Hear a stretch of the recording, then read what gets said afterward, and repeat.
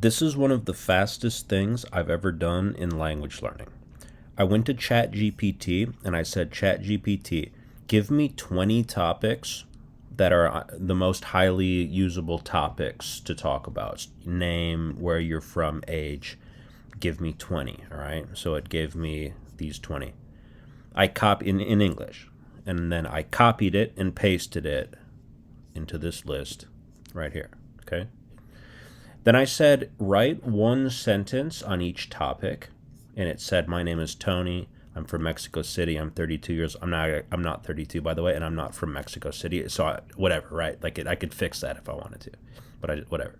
All right. So it gave me 20. My name is da da da. All right. Shopping. I like shopping for clothes and sneakers. Okay. Whatever. I studied whatever. It's all well and good. There's this concept I like to talk about. It's this, man. It's don't learn Spanish. Just learn to say 100 true things in Spanish.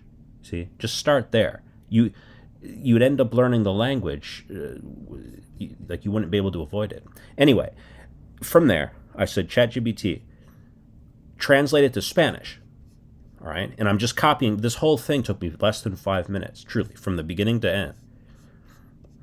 So it goes, me llamo Tony, soy de la Ciudad de México, tengo 32 años, not really, trabajo como profesor de idiomas, eso sí. That's true, okay?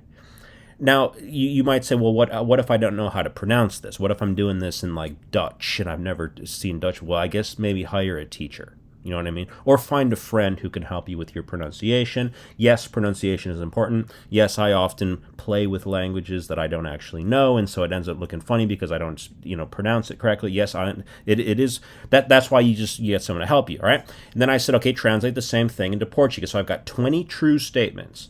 Meu nome é Tony, sou da Cidade do México, tenho 32 anos, not really, trabalho como professor de idiomas. Hey, Brazilian friend, Brazilian teacher, can you help me pronounce it? Good. You could also go through and highlight the verbs.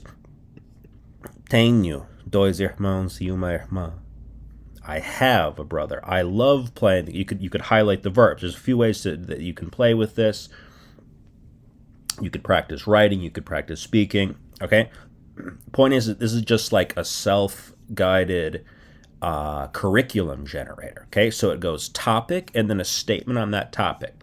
20 core topic, 20, high-frequency topics, and one statement per topic. That's what we have so far. All right, you want your Spanish, you want your Portuguese, you want your Arabic, you want your Dutch. There's no limit to how far the spreadsheet goes to the right. Right? You could do 50 languages in theory if you want. Okay. Next thing we did is the ChatGPT. Write the question that would cause me to give that answer. Right? So I got the statement first, just so I can get the ball rolling, so I can kind of just slice it down. That's the left-hand margin. Like that's first person, your statement. Right?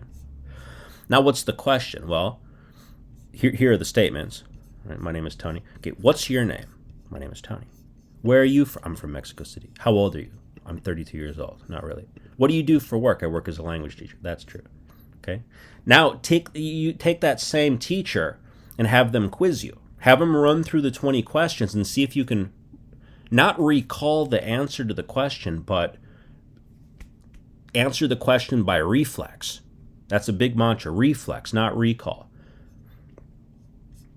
What if you could answer those 20 questions? What sport do you enjoy watching? Have you seen any good movies lately? Like, what if you could answer all 20 of those questions in Spanish? It'd be pretty good, right?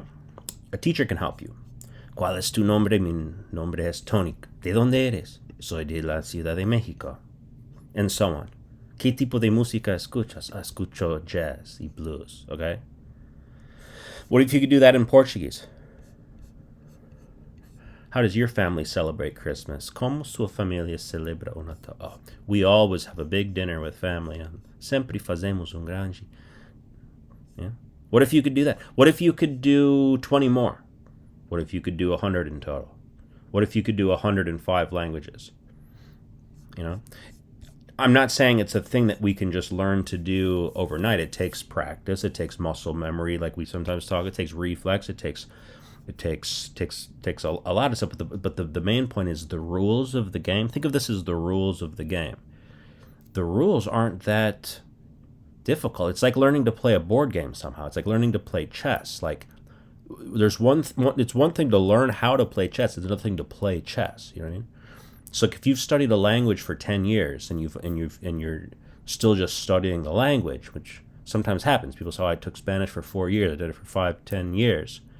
It's like you've been learning how to play chess for 10 years by just reading the rule book. It's like, wait, you've just been reading the rule book, like the little pamphlet that comes in the chess box when you buy one. You know, it's like, oh, here's the rules. Wait, you've been studying that little pamphlet for 10 years?